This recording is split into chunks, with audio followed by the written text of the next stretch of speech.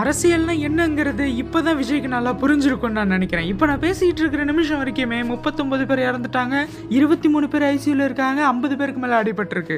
அதுல எத்தனை பெண்கள் குழந்தைகள்னு இன்னமும் சரியா தெரியல. கரூர்ல நடந்த இந்த ஒரு அசம்பாவிதத்துக்கு யார் காரணம்? விஜய் ரசிகர்களும் இல்லை தேவைக்க தொண்டர்களும் இதுக்கு யார் காரணம்னு அவங்களோட கருத்தை முன் வச்சுக்கிட்டு இருக்கிற அதே நேரத்தில் பிற கட்சிக்காரங்களும் அதிகாரத்தில் இருக்கிறவங்களும் இதுக்கு விளக்கமும் கொடுத்துட்டு வந்துட்டு இருக்காங்க. முதல்ல கரூர் டிஜிபி அலுவலகத்திலேருந்து என்ன விளக்கம் கொடுத்துருந்தாங்கன்னா, தேவைக்க கட்சிக்காரங்க இந்த பிரச்சாரத்துக்கு 10,000 பேர் தான் எதிர்பார்க்கறதா எங்கள்கிட்ட சொல்லியிருந்தாங்க. ஆனால் விஜய் இதுக்கு முன்னாடி பிரச்சாரம் போயிருந்தப்போ அவருக்கு கூட்டத்தை பார்த்துட்டு நாங்கள் 500 காவலர்கள்லாம் அங்கே நிப்பாட்டினோம். அதே நேரத்தில் விஜய் 3லேருந்து 10 மணி வரைக்கும் தான் எங்கள்கிட்ட பர்மிஷன் கேட்டிருந்தாரு. ஆனால் விஜய் 12 மணிக்கெல்லாம் கரூர் வரப்போறதா தேவைக்கா சைட்லேருந்து சொல்ல ஆரம்பிச்சுட்டாங்க. அதனால 11 மணிலேருந்து அவரை காண்றதுக்கு கூட்டம் அங்கே நிற்க ஆரம்பிச்சிருச்சு. ஆனால் விஜய் 7:10க்கு தான் அங்கே வந்திருந்தாரு. விஜய் பேச ஆரம்பிச்சதுலேருந்தே காவல்துறை தன்னோட பணியை கரெக்டாக செஞ்சிடுச்சு அப்படின்ட்டு அவர் விளக்கம் கொடுத்துருக்காரு. இப்போ தேவைக்க தொண்டர்கள் இந்த அசம்பாவிதத்தை பற்றி என்ன சொல்லிட்டு வராங்கன்னா, நாங்கள் கேட்ட இடத்த விட அவங்க சின்ன இடமா கொடுத்தாங்க, நாங்கள் கேட்ட இடம் வேற, அவங்க கொடுத்த இடம் வேற, குறுகிய வளைவில் இவ்வளோ பெரிய கூட்டம் கூடுனதுனால தான் இந்த அசம்பாவிதத்துக்கு காரணம். அதே நேரம் போலீஸ் ப்ரொடக்ஷனும் கரெக்டாக இல்லை, நாங்கள் வந்தாலே கரண்ட்டை ஆஃப் பண்ணிடுறாங்க. விஜய் பேச ஆரம்பிச்சாலே கரண்ட் ஆஃப் பண்ணிடுறதுனால விஜய் பேசுறதை கேட்கணுன்ட்டு எல்லாரும் முன்னாடி போனதுனால தான் இந்த அசம்பாவிதத்துக்கு காரணம். இதுக்கு முழுக்க காரணம் அதிகாரத்தில் இருக்கிறவங்களும் ஆட்சியில் இருக்கிறவங்களும் தான் அப்படின்ட்டு சொல்லியிருக்காங்க.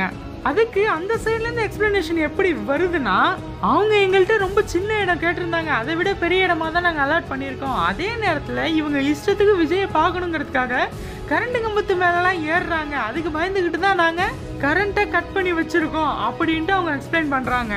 இத்தனையும் கேட்டதுக்கு அப்புறமா விஜய் ரசிகர்கள்லாம் என்ன சொல்லிட்டு வராங்கன்னா, இதை இவ்வளோ பெரிய இஷ்யூவா ஆக்கணுமா, விஜய் ஜெயிச்சிடாருங்கிற பயத்தில் வேணுன்னே இது ஒரு பெரிய இஷ்யூவா ஆக்குறாங்க அப்படின்னு சொல்லிட்டு வராங்க. இதுக்கு நிச்சயமா நாம தொணை நிற்க கூடாது. ஏன்னா கொஞ்சம் மாசத்துக்கு முன்னாடி பஹல்காம்ல தீவிரவாதிகள் அட்டாக் பண்ணாங்க, அதுல 26 பேர் இறந்தாங்க.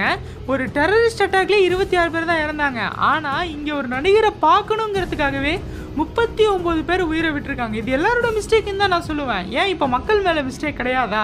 விஜய் தன்னோட முதல் மாநாட்டிலேருந்து சொல்லிட்டு வராரு, பெண்கள் குழந்தைகள் யாரும் வராதிங்க அப்படின்ட்டு. ஆனா விஜயை பார்க்கணுங்கிறதுக்காக கை குழந்தையெல்லாம் சில பேர் தூக்கிட்டு வராங்க.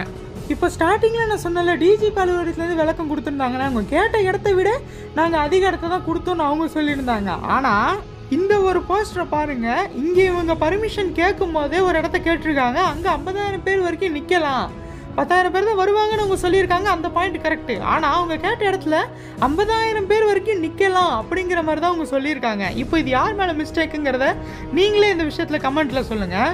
ஆனால் நான் ஓப்பனாக சொல்கிறேன், இந்த அசம்பாவிதத்துக்கு காரணம் மக்கள் தான். ஒரு சினிமா ஆக்டரை பார்க்கணுங்கிற ஆசை எல்லாருக்குமே இருக்குதான். அதுக்காக கூட்டத்தில் சிக்கி உயிரை விடுற அளவுக்கு முட்டாளாக நாம் இருக்கக்கூடாது. இப்போ நீங்கள் கேட்கலாம், எங்கள் அண்ணன் எங்களுக்காக வந்திருக்காரு, அவர் ஜெயிக்கணும்னு நினைக்கிறோம், அதனால நாங்கள் அவர் பின்னாடி போகிறோன்ட்டு. அவர் ஜெயிக்கணும்னு நினச்சிங்கன்னா ஓட்டு போடுங்க போதும். இப்போ இந்த வீடியோ பார்த்ததுக்கு அப்புறமா அந்த அசம்பாவிதத்துக்கு யார் காரணம்னு உங்களுக்கு தோணுதுங்கிறத கமெண்ட்டில் சொல்லுங்கள்.